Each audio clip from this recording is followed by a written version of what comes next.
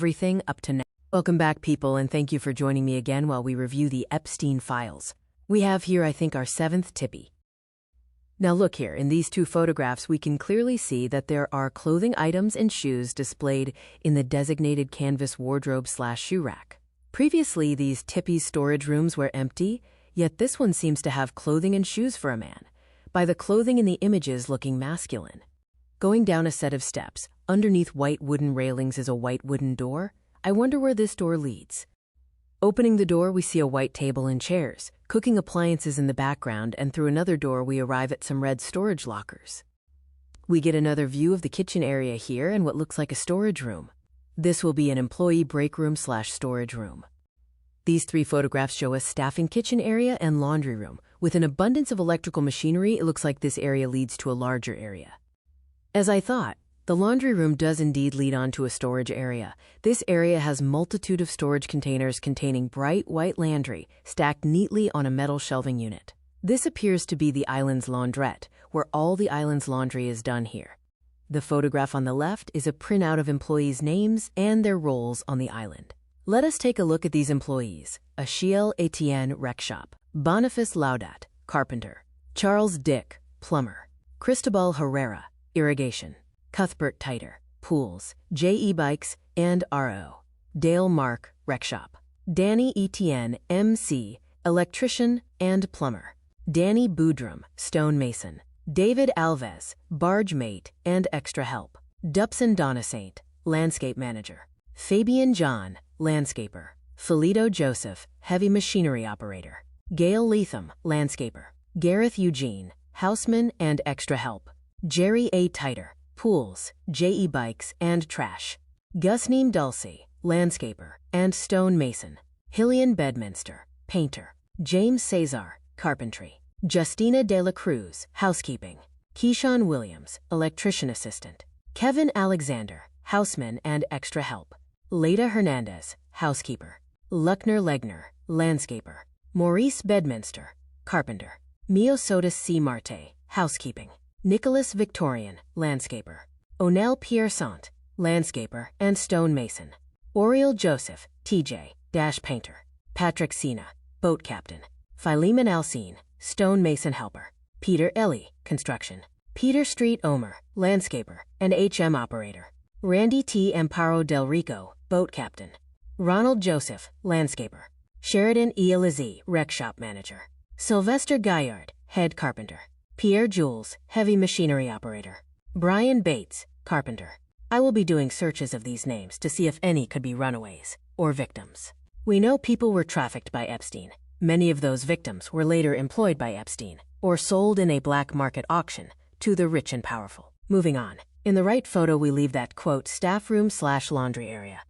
In these 2 photographs, we can see a white wooden door leading into a cubbyhole or small storage room, here containing an electrical transformer and some industrial 5-liter pump and spray bottles.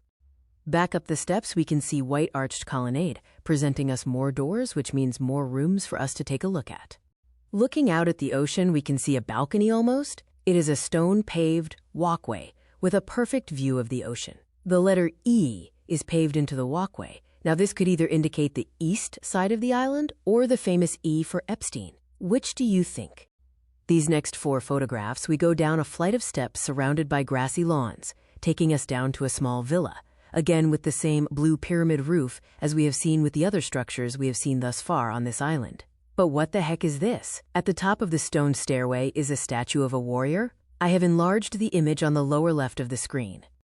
Inside this villa, we can see a white and blue room. The room is very cluttered.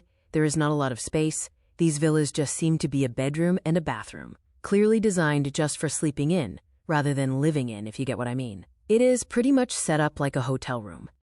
This is gruesome. This is an elder man holding hands with a young child. This symbolizes Jeffrey Epstein's disgusting belief that it is acceptable to have a physical relationship between man and child, which in most cultures in life is forbidden and morally wrong.